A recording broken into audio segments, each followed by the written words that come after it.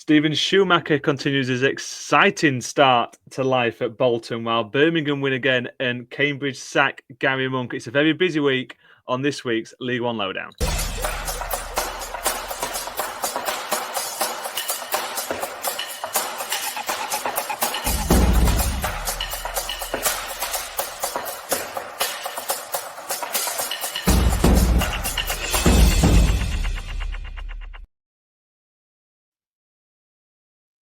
Hello and welcome to the League One Lowdown here on the Deck Podcast Network. I'm Jamie Johnson and joined by Seb Jones as always. It's a packed show this week, an awful lot to talk about from all the games at the weekend and the games in midweek as well. But we're going to start with the news note that came through today of time of recording being Sunday, and that is that Cambridge have dismissed Garry Monk. He's left the club.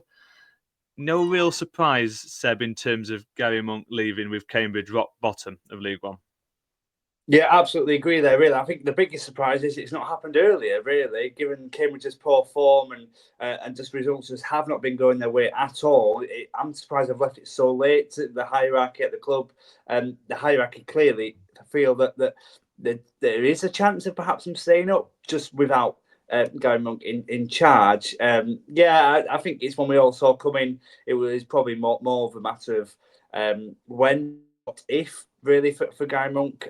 They got away with it last year, and so far this year they just haven't been able to ride that same luck. Results have been poor, performances have been poor, and ultimately when that happens, you've got to look at your manager, and that's what the club have done. And you can't really complain about it too much because it's been a long time coming. And so Cambridge have evidently got a mountain to climb, really, and only a few more weeks left of the season that they're going to need to bring someone in quickly and get results in their favour as quick as they can as well. Yeah, it's only one win in 13, and they got a couple of decent draws, one at Wycombe and then against Lincoln, who they played really well in the second half of that, and then a 4-0 defeat at Birmingham. But the straw that broke the camel's back, a 1-0 loss at home to Exeter. And perhaps it seems a little bit unfair that those are the couple of games that it's come after this dismissal. But as you mentioned yourself, it's perhaps the surprise being that it took as long as it did, as they are rock bottom, as I mentioned, and 8 points from safety. And there's only so long left in the season. You've got to act fast in a way, haven't you, to try and make something happen in terms of a safety push.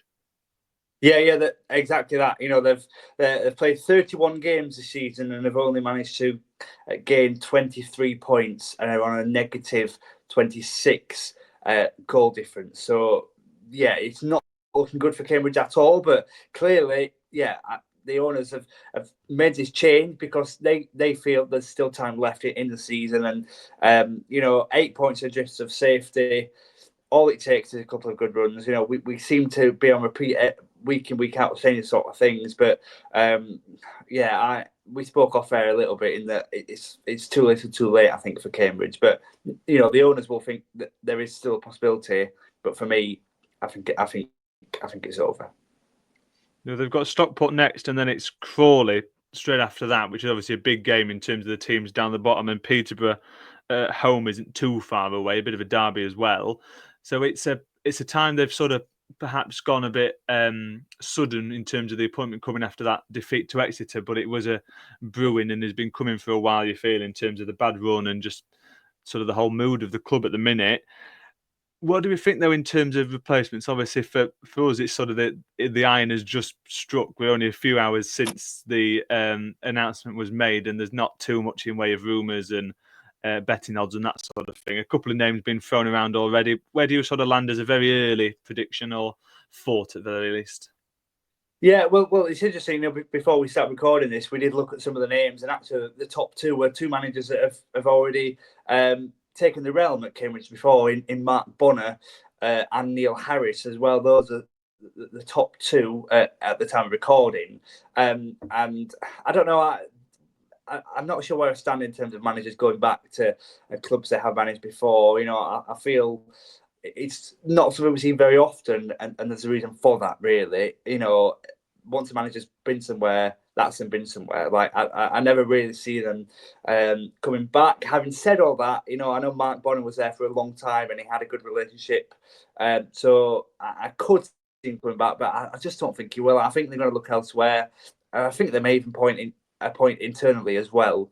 I don't know who would.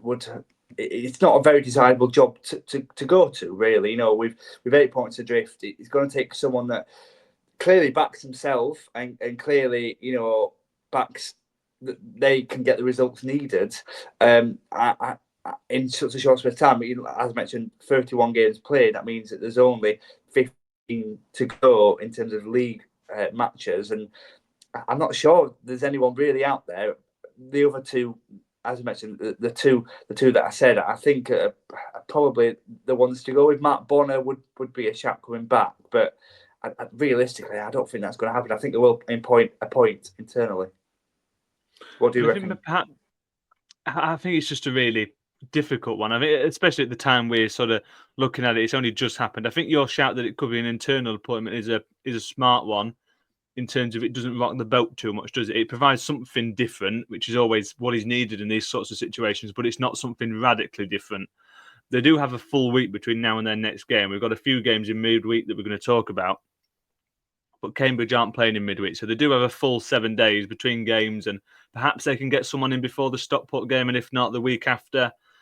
And you imagine they're going to have to move quickly, and an internal appointment is obviously the quickest way of getting in a new manager, head coach. There's obviously the same sort of names being thrown around as usual for these jobs. You get the level of job, a League One bottom half job, a top League Two job, and they all the same names go around into all of them. So no one really seems to know what direction it's going to go at the minute. So we'll have to keep tabs on that. But finally, before we move on to talking about the games from the weekend, what do we sort of think to Garry Monk's time as a whole at Cambridge? Came in, he's still got that big pedigree as a manager, obviously. Perhaps his best stint, and there's no perhaps about it, back at Swansea, and he's not really produced that sort of vein of being a quality manager there since, and it's another blemish to his mark, really, as well I look at it. Yeah, well, when he came in last year, I think it was his first managerial job for a good 2-3 years or so, since being at Sheffield Wednesday in 2020. I think it was when he's left there, so maybe even more than the 2-3 years. And it was a bit of a left field one, bit of one that came out of the blue, came out of nowhere, really. But actually, it was brought in last year to keep them up and avoid relegation, and he did that. And that was the end this year. He's just not done it this year. And ultimately, things haven't gone the way that he would have liked. Things have not gone the way this season. Results have not gone in their favour.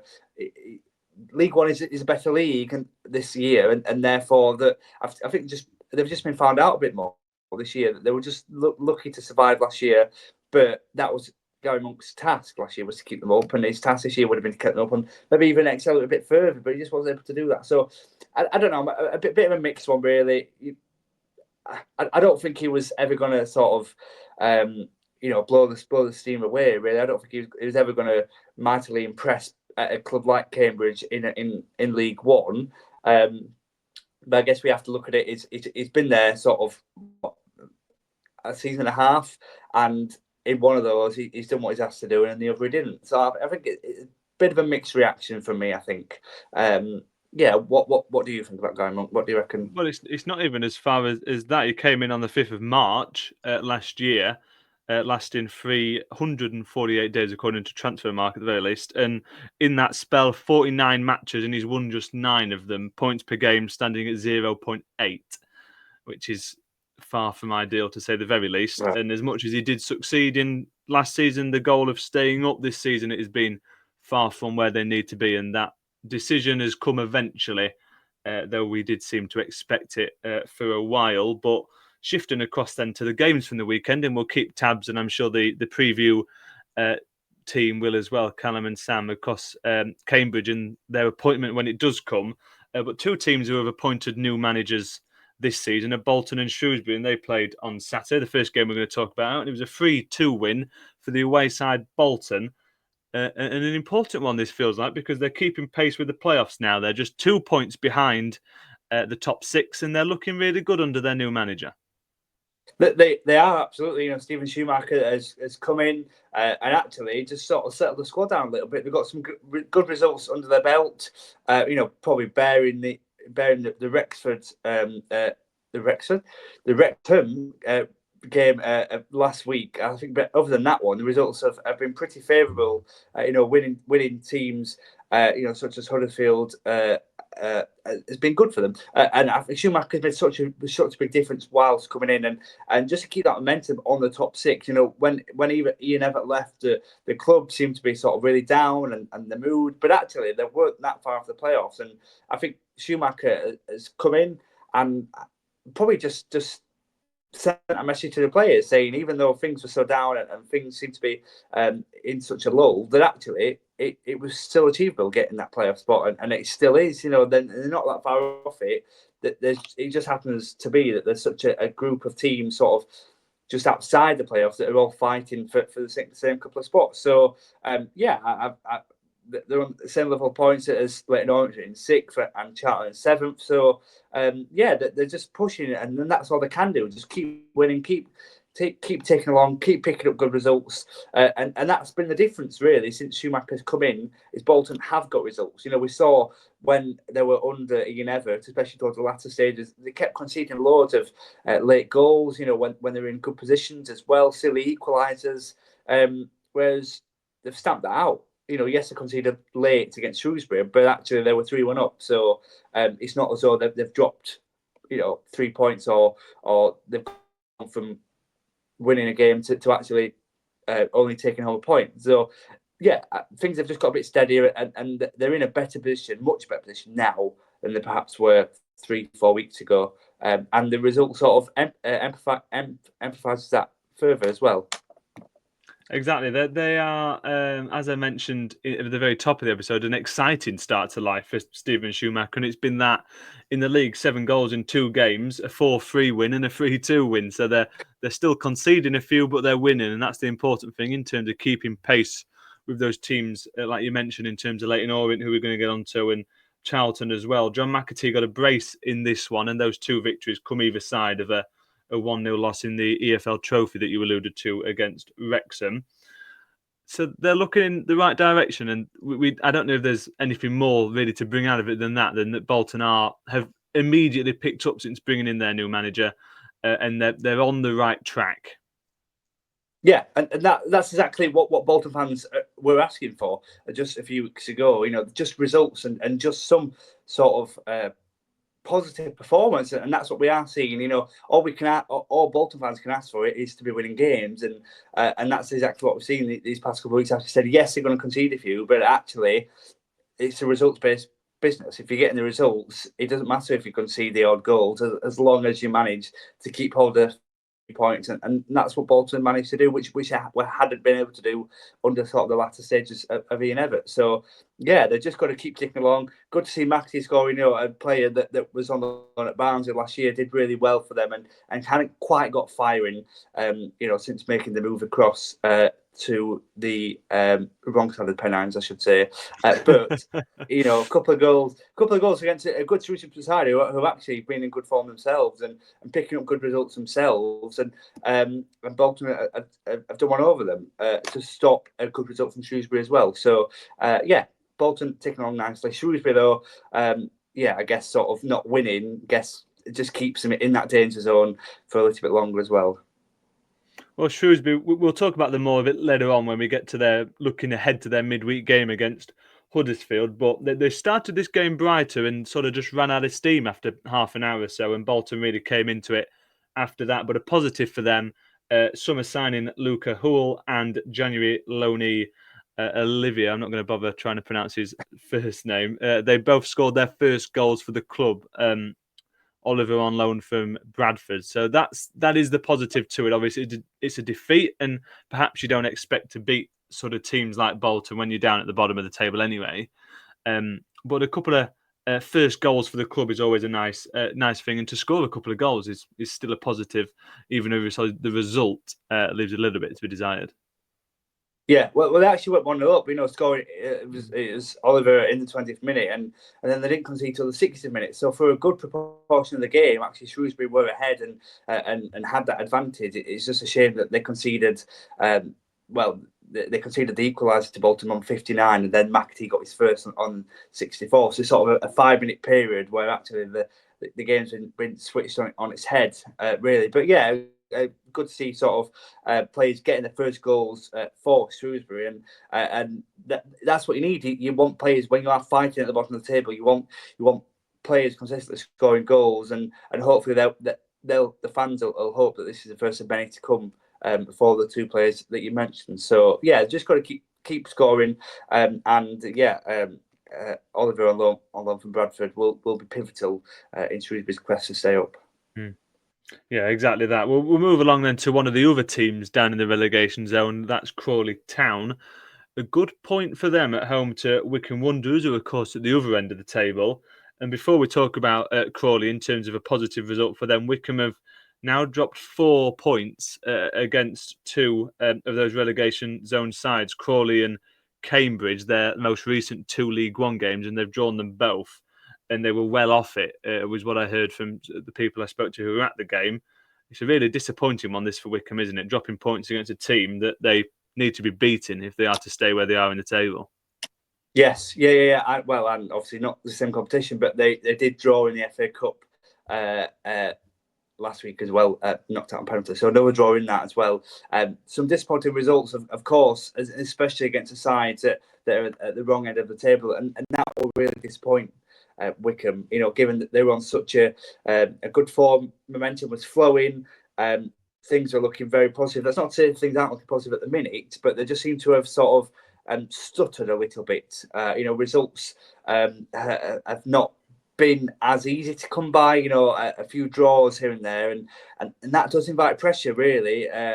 We know Wrexham are not too far behind, and that is probably helped by some of Wycombe's results, and especially against the sides at the bottom.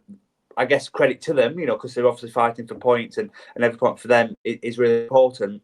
But actually for Wycombe, it's not ideal at all, as I mentioned, because of the pressure of other teams trying to push for the automatic spot, which Wycombe currently gather. But I won't be surprised that, if Wycombe continue on this bit of a stutter, if they do drop out of the automatic places, because it is for a side that's looking for that top 2 spot. It's really unacceptable to be drawing against. But this is no disrespect at all. But drawing against Crawley and Cambridge, and a few weeks back drawing to Northampton as well, it is just not really good enough for a side that wants to get out of this league via the top 2. It's not acceptable, really. So a little bit of a stutter in recent weeks, so still top 2 Wycombe, but it's got to be a bit of a concern, not a major concern, but just a mini concern, just drawing too many games, and the other teams around them picking up results has got to add a bit of pressure to them. And it's the opposite, really, of what we said in terms of Stephen Schumacher making an instant impression since coming in at Bolton. The new man at Wycombe Dobbs hasn't had the same effect. But Crawley are 3 points from safety, a game in hand that's on Tuesday. We'll get there in just a second.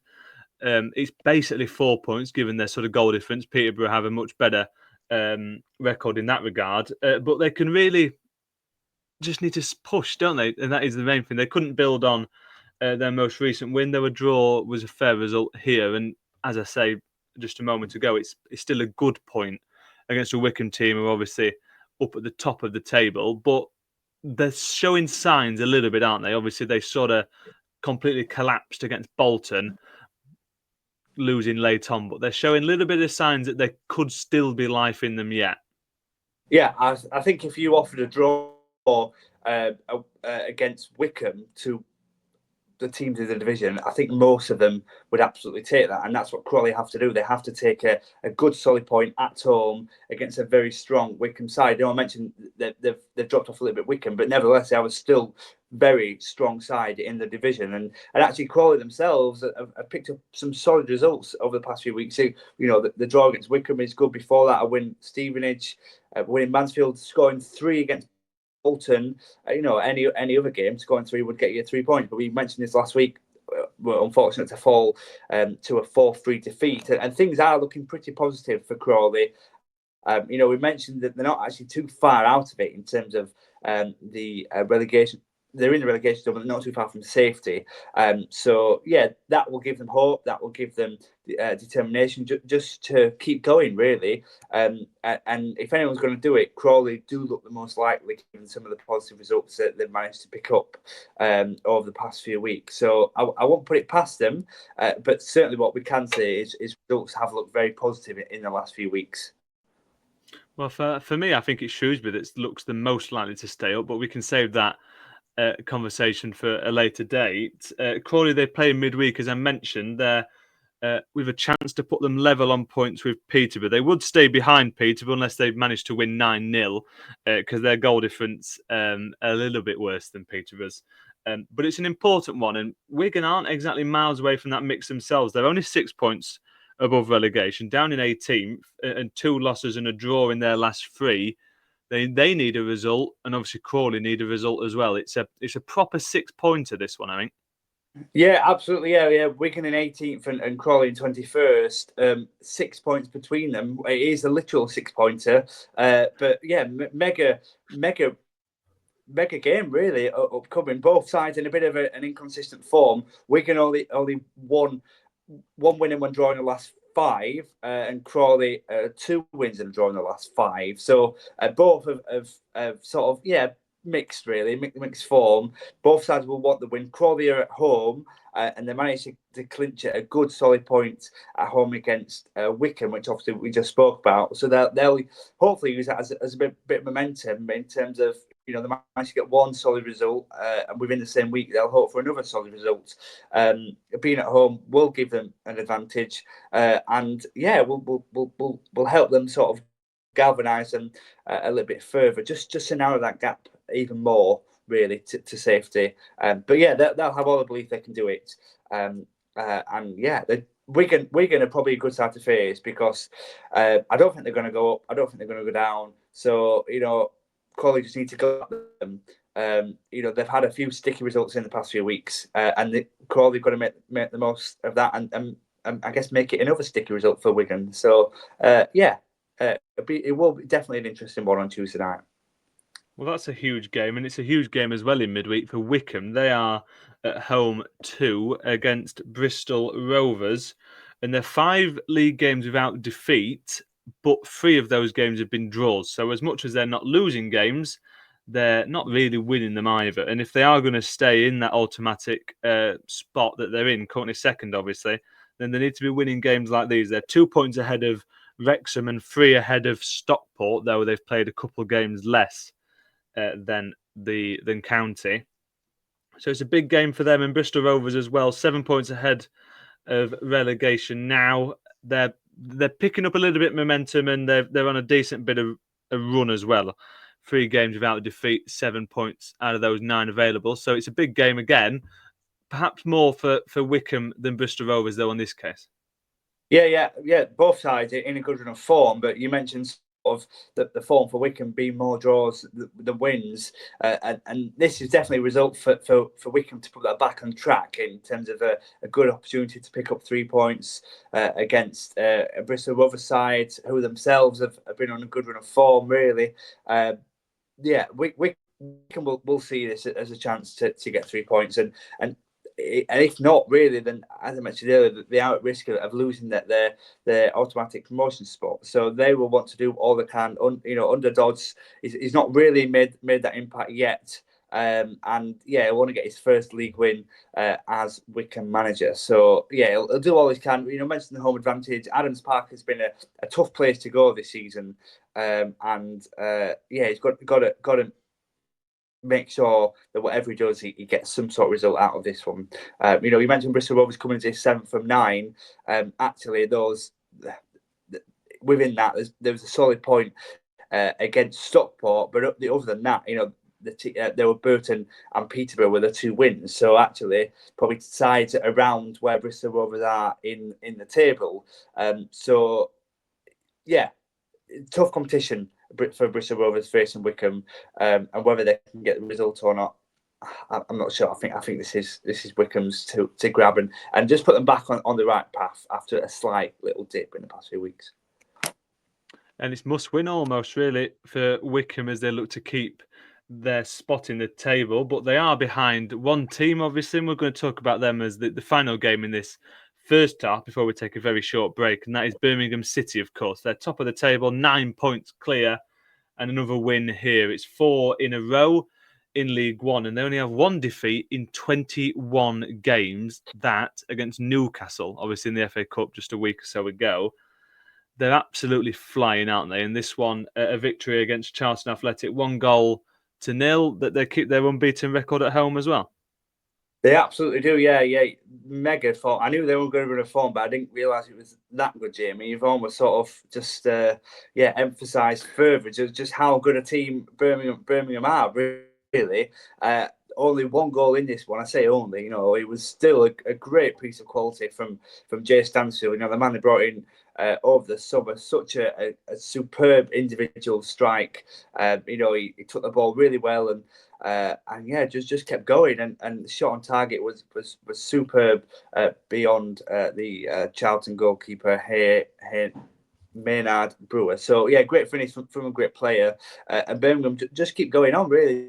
Just keep, no matter what opposition they face, what team they're playing, how oppositions are setting up, Birmingham just seem to find a way. And sometimes it is just that piece of quality. And when you have players like Stansfield that can step up and provide these moments of quality, then you're absolutely sorted. Just a shout out as well for Ben Davies at the back, him alongside Clara. I think Charlton, despite the scoreline, I think Charlton had a couple of chances, but the defensive partnership, particularly Davies, sort of stood the ground really and just blocked anything that came their way really throughout the game. We mentioned this Ben Davies, 13 clearances, 3 recoveries, 1 half his duels, and also had 60% long ball accuracy as well. So good work from the back just to keep that clean sheet as well.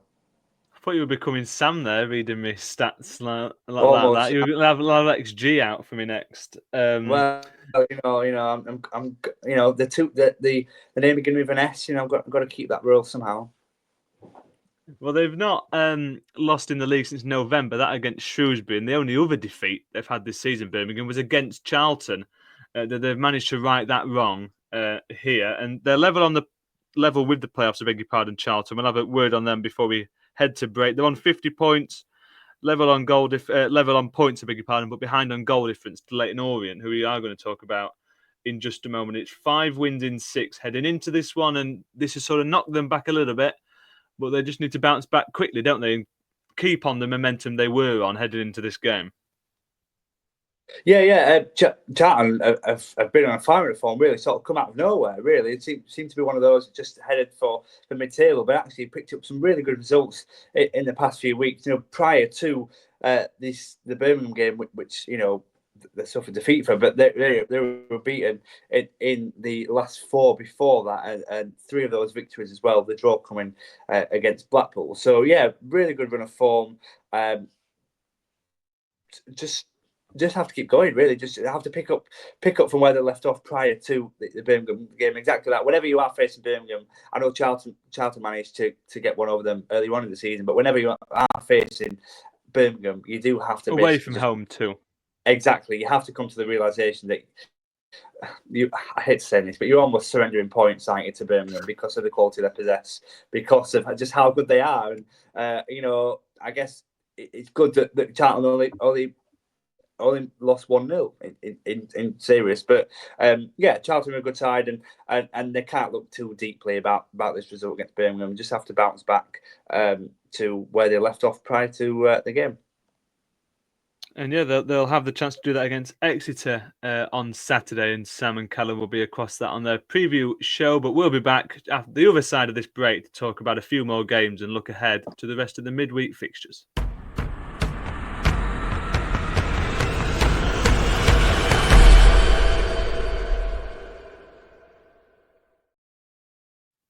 Welcome back to the League One Lowdown here on the Deck Podcast Network. Well, I mentioned Sam there a moment ago, and the game he was at was, of course, Leyton Orient, and they won 3-2 against Lincoln City thanks to a 92nd minute winner from Charlie Kelman. This one is a bit of a chastening defeat for Lincoln, I think, for me. I wonder what you sort of see to it overall, Seb, but I'll have a couple of words on Lincoln first. I watched this back on the replay this morning. One of the good things about Lincoln's new website for this season that you can watch the full games back. So I did that this morning, and it was a little bit of a mistake-filled game in moments because they were punished consistently. The first goal was probably the fault of the goalkeeper, Zach Geacock, who I'd be surprised if we see him on Tuesday night. They play Mansfield on Tuesdays, we'll get into in a second, because they've got George Wickens back from injury and they're tussling for that number one shirt. And I think that a little bit of a mistake for that first goal will see him out of the team.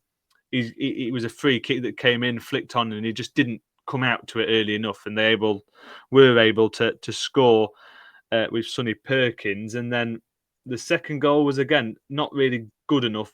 It was McGrandles with the mistake that time, as he just let the ball go to Galbraith, and he was at the centre of everything. 3 assists for him in the game, and he, of course, therefore got the assist for Sonny Perkins, who had his second before half an hour. And Lincoln were just a little bit sort of shocked by it. They felt like the way I looked at it, that rest of that first half, they seemed just a little bit stunned, and they had a couple goals disallowed throughout the game for Ben House, and Scribala sort of tried not to go full Steve Evans and go in on the referees, but kept repeating. Sort of, he felt a bit hard done by. Really, was the sort of figure he cut. They got a goal back in the really deep into stoppage time at the end of the first half, and then brought it level through James Collins, who came off the bench, and that is the one positive, I guess, to bring out of it, that James Collins is keeping scoring. I think it's 3 in 5 since coming in January, but they lose it at the end, and it's a good point. And suddenly, a couple of seconds later, it's no points on the road, and it's a poor result. Really, Lincoln are in a bad run, and to throw it away at the end like they did, it's just I guess a hard pill to swallow for Lincoln. Yeah, it is. Yeah, considering that they managed to peg it back really, and managed to get that equaliser to 2-2 away from home to the form side of the division, I would say. Yeah, in one of Leyton Orient, I think wouldn't have been a bad result at all from a Lincoln point of view. I had question marks right from the start in terms of the way Lincoln set up. I think the midfield choice, I'm not quite sure it was the right one. Jeffries at right wing back. I just think from the start, then I think Lincoln were going to get exposed, and that's exactly what happened. You mentioned Galbraith with the 3 assists, and Leyton Orient did a job on them, sort of either side, but they did manage to claw it back, Lincoln, and it's a late show, and they'll be gutted that they've fallen the wrong side of that, really. But Leyton Orient are the side in a good run of form, and these sort of late goals happen to sides in good form, and that's exactly the case. In terms of league, that is, I know Leyton Orient have they lost their last game in the FA Cup to Man City, but prior to that, they've actually been on a really good run of form in the league as well, and yeah, like they've got lucky, and they've got a late goal, and yeah, it'll please Leyton Orient, but it'll certainly disappoint Lincoln fans. Yeah, Galbraith, though, you mentioned Galbraith getting the 3 assists. That's mega for Leyton Orient, but yeah. It was sort of it's the victory of a team who you think are going to get into the playoffs come the end of the season, and they sort of those clutch moments, if you like, where both teams are pushing to find something, and a point would have been fair. I want to sort of emphasise that. I'm not saying Lincoln played badly. They deserved and played well enough to get a point, but it's a poor result come out the end of it because they should have got something out of the game and didn't. A little bit unlucky in moments in terms of referee decisions, but they've made a couple of mistakes with the first 2 goals and they've been punished. And the defending on the third goal was a little bit lax as well for me. In the last few minutes of the game, I don't know if it was a bit just tired legs is what it felt like. The one thing you can't do with Lincoln is fault effort and desire and passion, whatever sort of words you want to throw at it. That's never the fault. The fault is sometimes finishing. It has been throughout the season. But in this game, they went 4-4-2, which has been a massive change from where they've been playing for the majority of the season in terms of a back 5. And McCarmer played out on the right wing, a little bit pacier than Ben House, Freddie Draper and Collins, who came on. Moving him out to the right provided something a little bit different. And I'm hoping they do similar next week. I'm at their game against Burton, and you always see it differently when you're in the ground compared to watching it either live or on replays or whatever it is. You always see things a little bit differently. So I'm hoping they do it again so I can have something more insightful to say about this new formation. Because it looks an interesting one on paper, but I think it could be a way that they'd be able to find a few more goals. But they play in midweek against Mansfield, and it's 4 without victory for the Imps, and it's a bit of a local derby, this one. Mansfield a 3-3 draw for the game against Blackpool, and Blackpool are becoming sort of draw specialists. They've got 8 in 10 where they've shared the points, and it ended a run though for Mansfield of 7 games without 7 losses in a row. They've not won, but a point ends that drought, and I think they could probably go into this game thinking they can get something out of it and can beat Lincoln, who are very susceptible to sort of rough and ready, the big physical teams, which is what Mansfield are.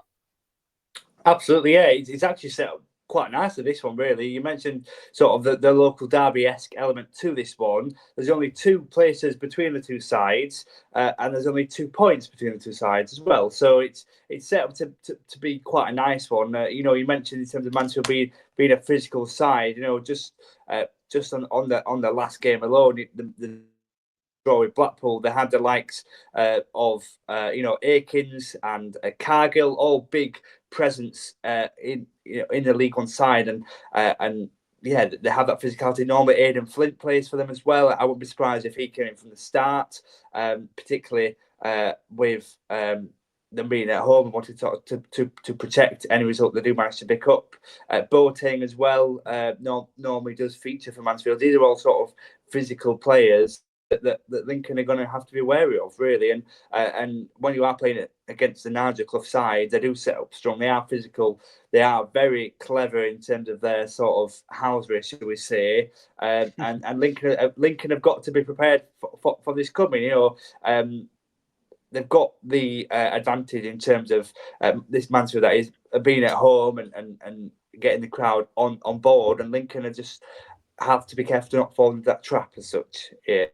If that makes sense. But Lincoln will want to put things right. No win in the last 4, and they'll want to get the win against Mansfield, who have dropped down significantly into 15th. So Lincoln will want to get the victory midweek for sure.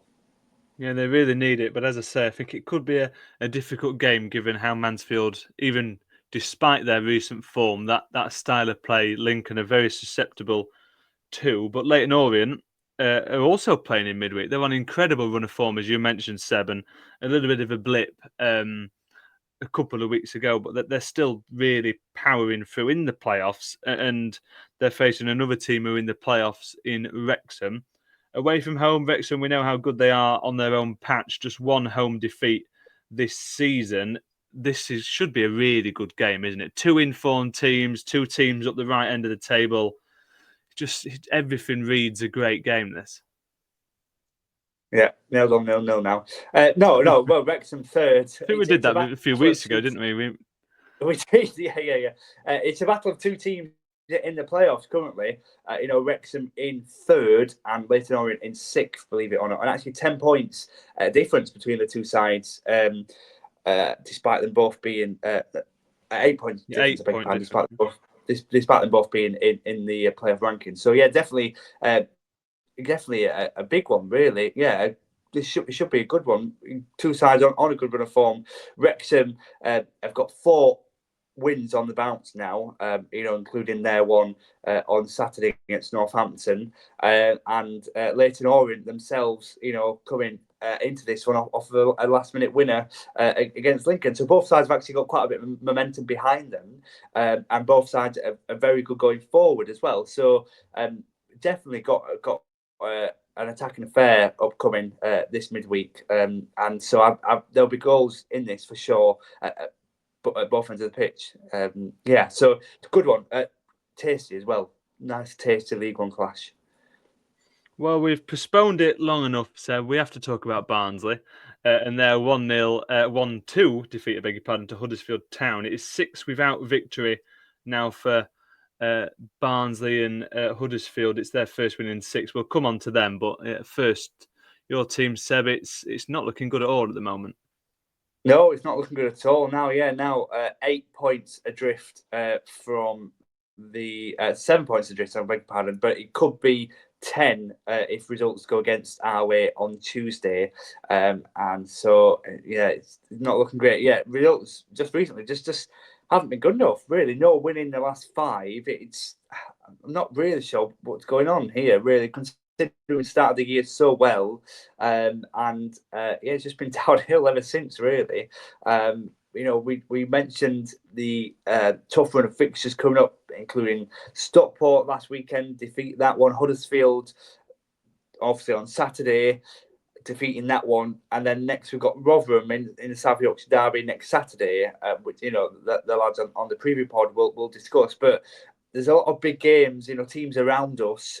That were around us, sort of in that playoff push, and we've just fallen beneath them in the past few weeks. Just fallen flat, really. The chance for to prove ourselves, in competing against sides around us, around that playoff push, and we've just not done that at all. We've not really shown ourselves to be a decent side, which we had looked sort of early on in the season. Yes, there was still a couple of improvements to be made, but we just haven't looked the side that we had looked at the start of the season. So we signed a couple of players. We spoke about this last week. We signed a couple of players on deadline day, and Rodriguez actually got more than 45 minutes this time, and he did well. We actually played really well for the half an hour. I thought Huddersfield looked. We sort of had done our homework, and we were all over Huddersfield really, and Huddersfield got booed off at half time by the travelling away fans, which the travelling numbers fair play on that one as well. They got booed off. Michael Duff got booed off. But they're 1-0 down, Huddersfield, and Barnsley went into the half-time draw 1-0 up. And rather than coming out and pressing Huddersfield like we did in that first half an hour where we played really well, we just sat back for a 1-0 lead. And Huddersfield came at us. They made a switch up top, brought off, pretty surprisingly, brought off Dion Charles. Just wasn't clicking for him. Brought him off for Josh Koroma, and Koroma ended up getting the equalising goal. And basically Duff got Duff's managerial tweak proved to be better than Darrell Clark's managerial tweak at half time. So both sides changed slightly at half time, but Duff just got one over on his former colleague. So plenty of questions to be asked. There's been a protest as well. There was a lot of fans deliberately coming in late to the game. How successful it was, I'm not really sure. But it just seems to be a bit of negativity and a bit of disarray at the club at the moment. Actually, some people saying that Darren Clark should leave. I spoke quite at length last week, but I don't think he's the big problem, really. I think it is been dealt a bad set of hands, but nevertheless, in terms of the result alone, I think Barnsley played well for half an hour. Huddersfield actually didn't look like a playoff chasing side at all, and then they came out second half a different side in Huddersfield, but they've got the quality and they've got a good manager, and despite not playing well, they managed to pick up 3 points in a local derby. Well, since their last victory, that they drew to Blackpool, lost 3 games then in a row, and a draw to Reading, and this their first victory since. And it was one they needed. It keeps them in the playoffs, keeps them just a little bit above that chasing pack, which Barnsley are probably just about still in, we'll say. But it's an important victory for Huddersfield in terms of sort of just keeping in the right direction and keeping pace. And they play on Tuesday night against Shrewsbury, as we mentioned earlier on. As I say, down to 5th, and the chasing pack are on their heels, aren't they? And both teams need to win this one. There are a lot of 6-pointers. This one, though, teams needing points for different reasons. I don't think it's an easy game, though, for Huddersfield on Tuesday. No.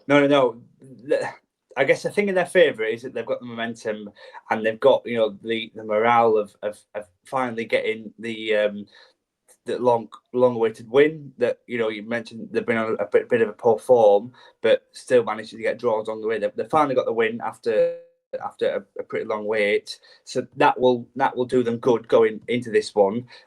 Shrewsbury themselves, I mentioned, fighting for their lives.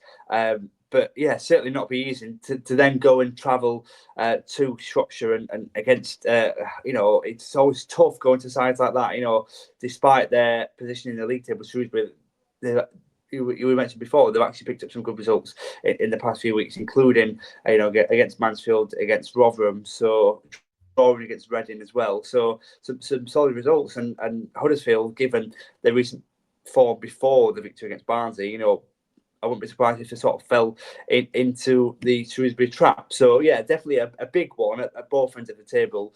Huddersfield want to win this one to just sort of cement the place further in that playoff spot. There's 5 points between them in 5th and Stockport in 4th. Another 3 points on that will just cement them and just secure their playoff space even more. As for Shrewsbury, 3 points would take them to 30. And then, if results go in their favour, then 1 point away from safety, which is absolutely mega. Even if we get a point as well, and results go in their favour, they're just narrowing that gap to a lesser value. So yeah, big game at both ends of the table, and both sides have got some good results in recent weeks.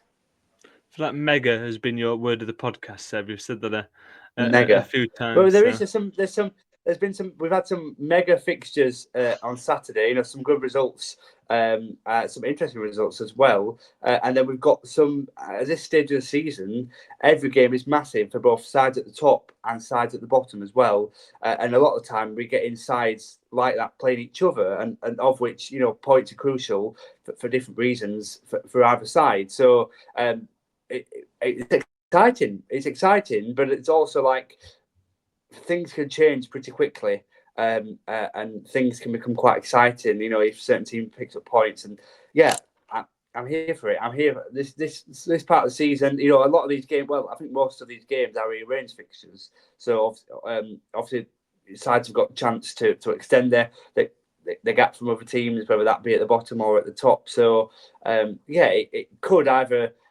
Yeah, it determines quite a lot of factors for different teams.